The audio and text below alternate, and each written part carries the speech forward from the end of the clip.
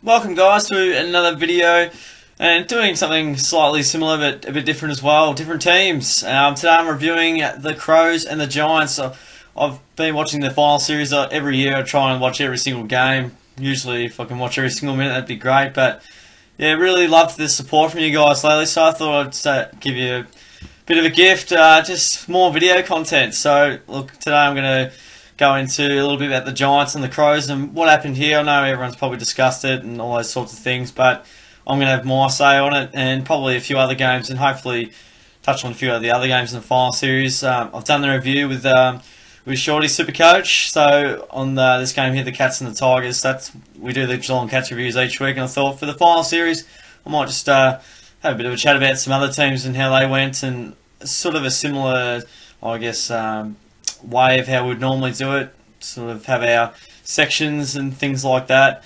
So look, the Giants got found out big time on the big stage at Adelaide Oval. Lots of talk about the way the Crows had their stance, very intimidating. It's certainly been discussed, and in the end, as we can see here, the Crows got the job done by 6 goals, a massive win there, and damage was done probably in that second term when it really got blown out, as we can see on the scoreboard there. It was close early. Giants kicked the first.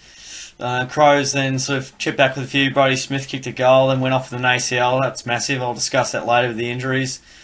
And they really took control in the second term. The Crouch brothers got on top in the midfield, and they were really damaging with the way they used the football.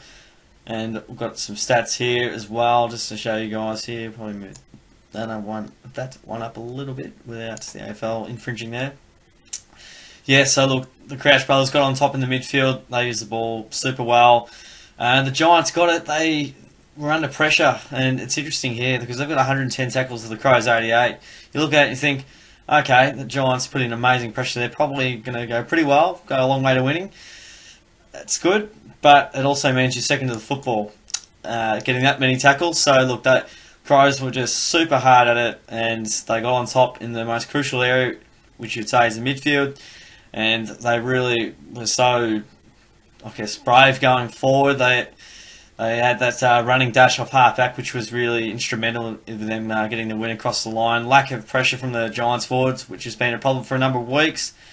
And GWS just didn't have answers. They didn't have the courage to take that kick. They were looking sideways, doubting their forwards, doubting themselves, which was really sort of a factor in why they couldn't quite sort of get the scoreboard ticking over. And the Crows, it's an absolute credit to the Crows' defence. So every time it went in there, it felt like they were stopping it, intercepting. Jakey Lever played an amazing game. Interesting to see what he'll do at the end of the season.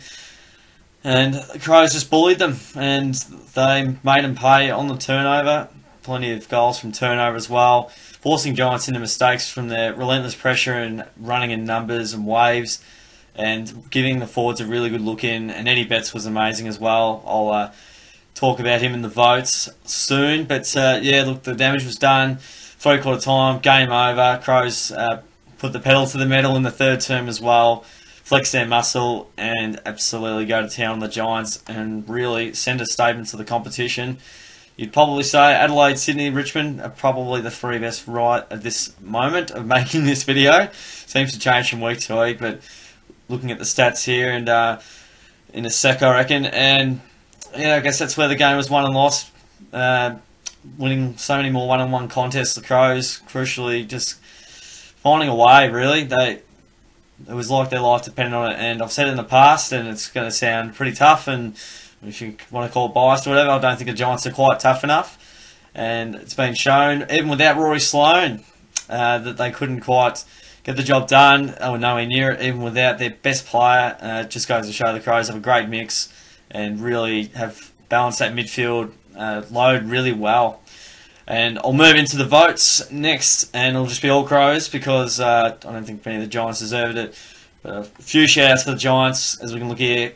Kelly and Ward were quite admirable. Kelly didn't use the ball well, probably the worst he's used a full year, but 33 touches in the final, not too bad, but would like to be more effective. For the Crows, I'm giving the 3 votes to Matty Crouch. As we can see here, the 31 touches, 7 tackles, 3 marks. I thought he set everything up. He has that really great penetrating kick on the 45. does it so well and really uses the ball so effectively. And he's barely been talked about. He's got the All-Australian honours, and rightfully so. Deserved it big time. And look, he was just fantastic once again. Just keeps racking up 30+ touches every week. No questions asked. He's the Tommy Mitchell of the Crows. And I'll be giving the 2 votes to Eddie Betts. Not amazing stats here. The 13 touches, 1 mark, 6 tackles, not free kicks, and 3 goals too. It doesn't look amazing on paper, but the influence and the score involvements he got involved. And when the game was really hot, Eddie was absolutely super. He was on top of everything. He was trying to take mark of the century as well, which is a big leap earlier in the second term, I believe it was. And he was just an igniter.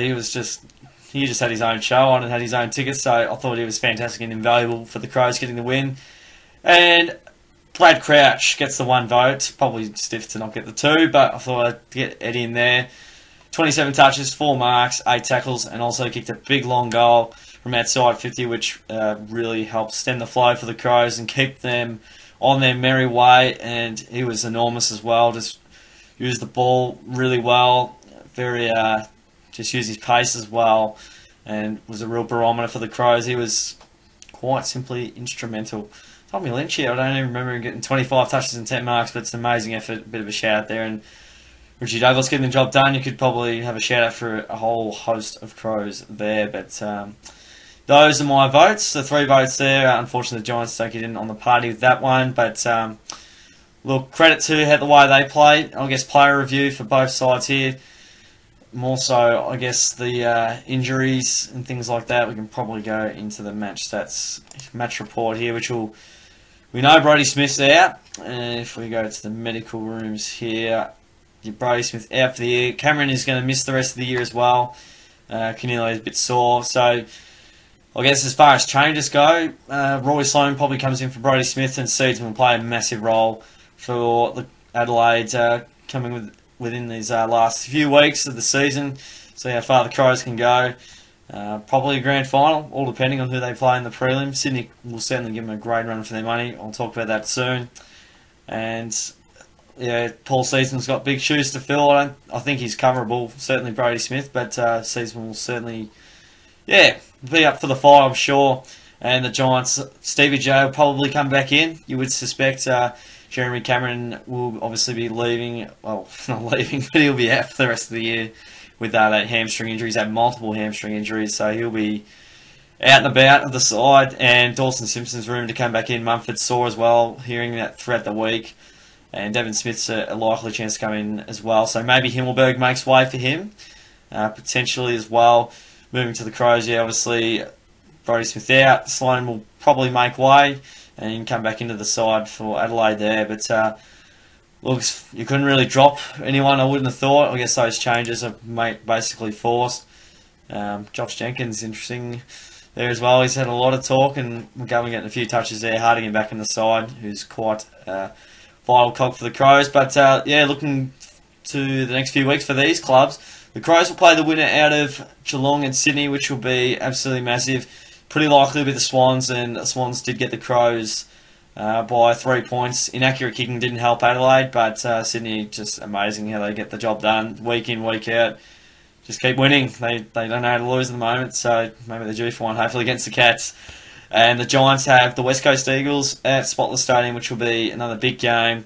Eagles winning in extra time, and the Giants will certainly need a big response. Leon Cameron's been brutal on the club, and a brutal review as well. So hopefully the Giants can get back on top of things. And yeah, so that's it for me, guys. I hope you've enjoyed this, I guess, neutral review. I'd probably do this for every game if I had enough time on my hands and stuff. Maybe you guys can make it possible so I can just do this as my livelihood. Maybe one day. I would really appreciate that. The ball's in your court if this happens.